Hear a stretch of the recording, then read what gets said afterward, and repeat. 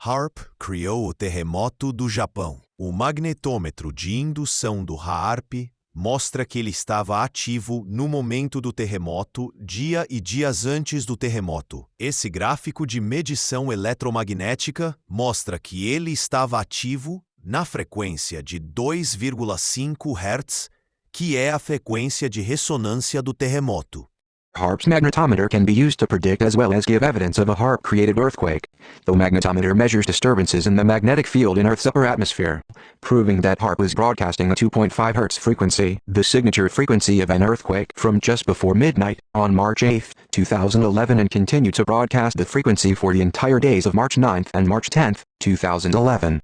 The 2.5 Hz frequency continued to be broadcasted and recorded by the magnetometer for another 10 hours the day of the Japan 9.0 magnitude earthquake. A 2.5 Hz radio frequency is the signature frequency of an earthquake.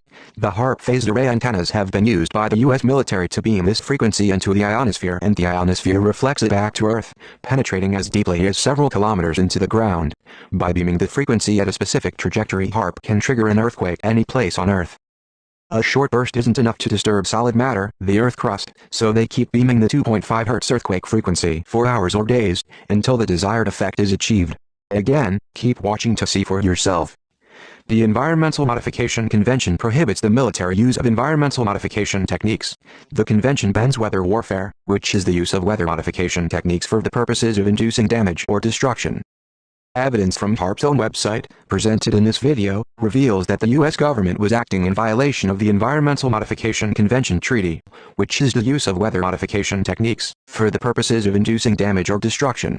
Haarp broadcasting data published on the Haarp website coincided with a number of recent major catastrophes, such as the 2010 Haiti earthquake, the 2010 heatwave in Russia, the major floodings in 2010 in China and Pakistan, and the major earthquakes in Haiti and Japan, all occurred since U.S. President and Commander-in-Chief of the United States military, Barack Hussein Obama, took office. The Japan 9.0 earthquake offered the most damaging evidence of the U.S. government using Haarp to induce major damage and destruction against a foreign state. Haarp's magnetometer data shows the world that Haarp began broadcasting the earthquake-inducing frequency of 2.5 Hz on March 8, 2011, and continued to broadcast the frequency for the entire days of March 9 and March 10, 2011. Haarp wasn't turned off until 10 hours after the Japan 9.0 magnitude earthquake that was triggered on Friday, March 11, 2011. Do you still think that Haarp is just another wacky fictional conspiracy? The patents, see info below this video, should be enough to convince any intelligent person that Haarp is real and is now actively modifying our weather and triggering earthquakes. If you bounce the known earthquake signature signal for a sustained period of time, an earthquake could trigger many kilometers inside Earth's crust.